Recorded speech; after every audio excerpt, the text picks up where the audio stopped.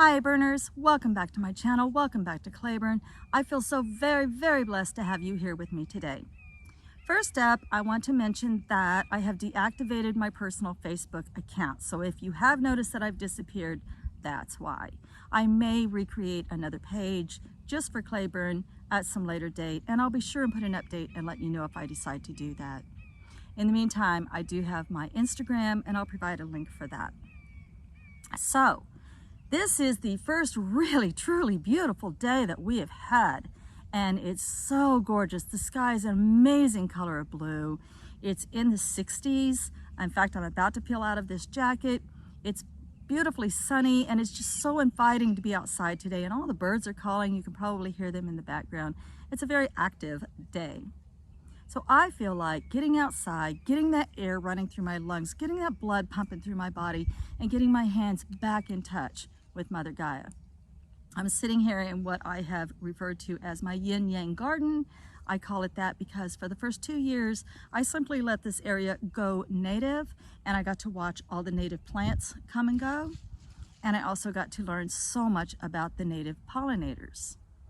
Well, at the end of the second year, I did decide to put in a structured yang garden bed portion. And so that's why I call it yin and yang. But now it's kind of overwintered, and it's really just in a terrible state. And it's got all these really tall, thick plants. I mean, everything is thriving here. And so I need to get in here, get back in touch with Mother Gaia, and get this area cleaned up. And hopefully, like BP, you feel like joining me. Say hi, BP. Oh, he says, hey, what's up? What's up, crew? All right, guys, let's get started.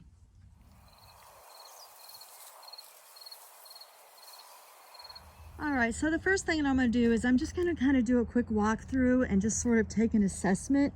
So my garden starts up here at the Tin Lizzie. And this is a very intense planting right through here. There's a lot of peonies and other things that come back every year that gets planted here. This area over here, right next to this butterfly garden, is always saved for zinnia. Zinnia is my favorite planting flower, and thistle is my favorite native flower. And then I'm going to take inventory of my thistle. My neighbors are always teasing me about growing thistle, and I'm like, well, if you don't like it, I don't know what to tell you. I absolutely love it because the pollinators love thistle. People are like just afraid of it. They're like, oh, it spreads like wildfire. Well, I usually have about a dozen plants at a time. I mean, seriously, I have about a dozen at a time. Okay, the ditch weeds are just awful. They're out of control. That's going to take probably a gasoline-powered weed eating. The butterfly garden. I do have a registered butterfly garden.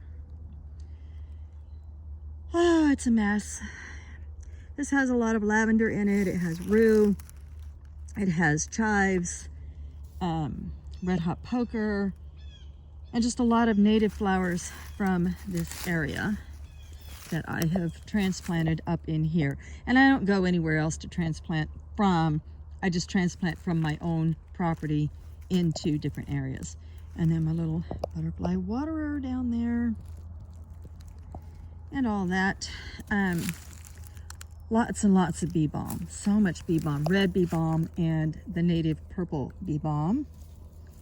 And just lots of debris. I get these really big sticks. And then I've got stuff like this, and I'm gonna have to get the chainsaw out to, oh, is that a bird nest? Oh, it's a bird nest. Isn't that cute? Oh, a little bird's nest. Aw, I'll have to put that in the library. Or maybe I'll just set it out here somewhere and let another bird use it.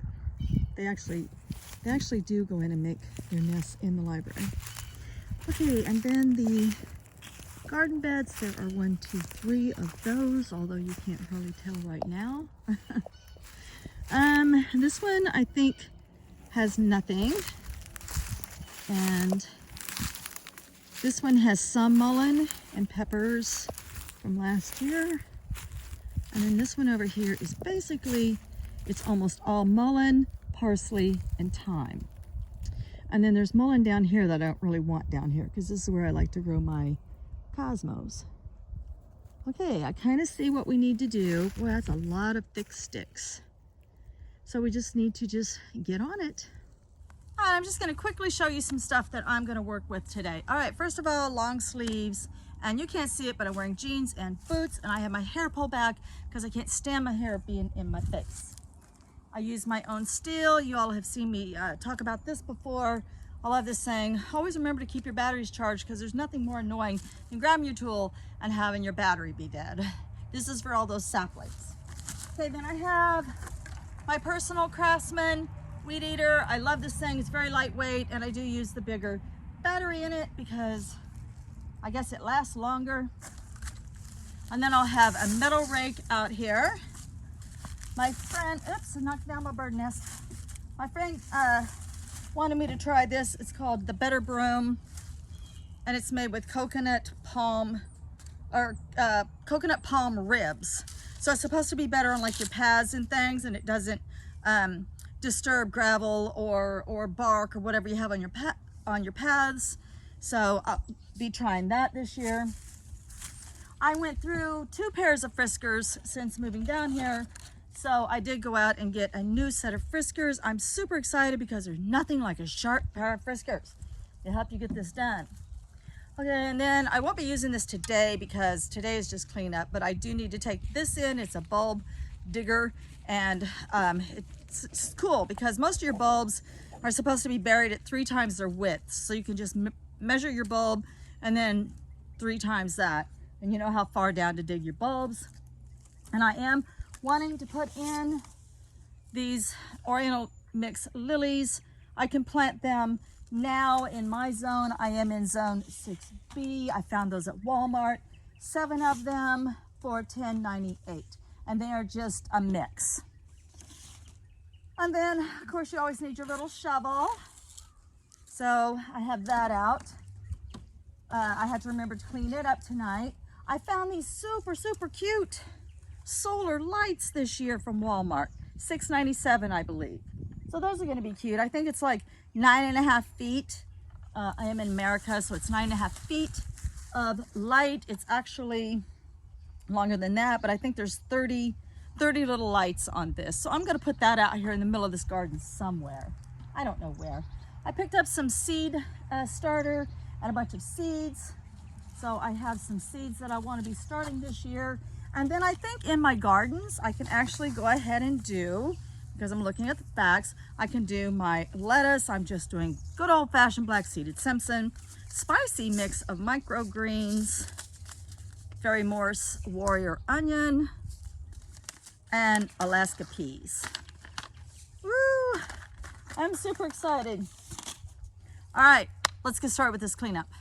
End of day 1. I got a really late start, so I'm going to quit here tonight. I put all my tools up already, but I do want to say it is really excellent if you get all your tools out and that all your batteries are charged and all of your tools are sharp before you ever start. Okay, don't look over to the left because I still have a lot to do over there, and I have a lot to do in the butterfly garden, but I got all of those saplings up out of that ditch, and I got a lot of this in the center cleared all the way down to my garden beds.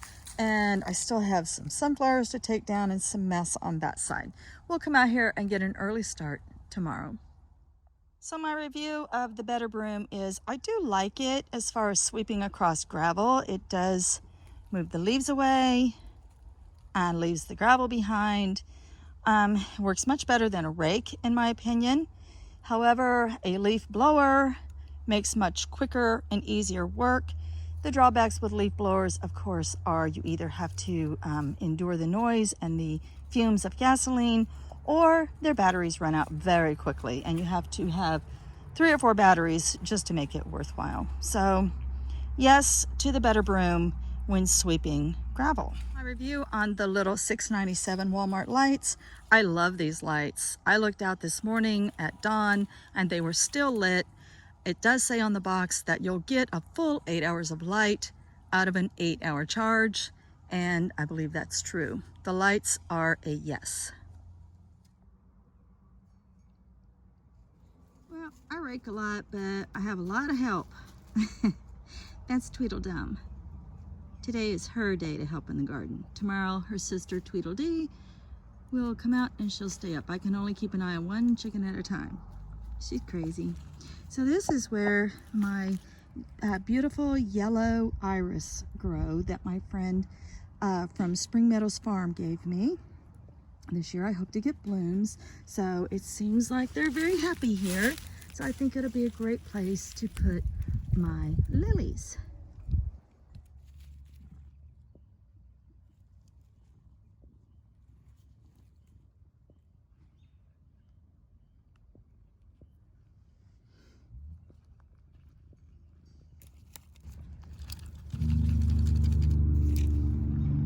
Lots of helpers in the garden. End of day 2. The sun is getting low in the sky and it's time to put the animals to bed. So I ended up with 5 big heaps of debris, and I'll take those down to the burn pile. So I've exposed lots of yarrow. There's some emerging tulips, the iris, the lilies, the lemon balm is all over there, the peony garden in here. This is a lot of transplanted yarrow, valerian. There's, oh my gosh, there's so many flowers in here to try to name them all. There's lamb's ear over there, all the lavenders, all the salvias, the echinacea, the rue. There's just too much to name. And then over here in the yin part, we're gonna have goldenrod, mugwort, black-eyed Susan, more yarrow, fleabane, and it goes on and on. So tomorrow, my task is going to be to finish cleaning up the butterfly garden, and then I think that we can actually plant those late winter, early spring seeds down in this bed, and then we can call it done. Here we are at the end of this video. So the late winter, early spring garden bed has been planted. All I have to do now is go around and cover up my rows. I have 2 rows of peas, I have my lettuce and microgreens, and at the end, I have my onions. Got a cute little onion warrior watching over the onions. I hope you guys enjoyed this video. I hope you found it inspirational. I'm gonna leave a link to the plight of the monarchs, a video that has come out recently that I found very shocking. And hopefully you'll take a minute and watch that video, and you will be inspired by this video to plant something this year for the pollinators in your area. You guys, I'm wishing you much, much love and light. Looks like I got my garden in just before a rain. That's fantastic. All right, guys, much, much love and light. Many blessings.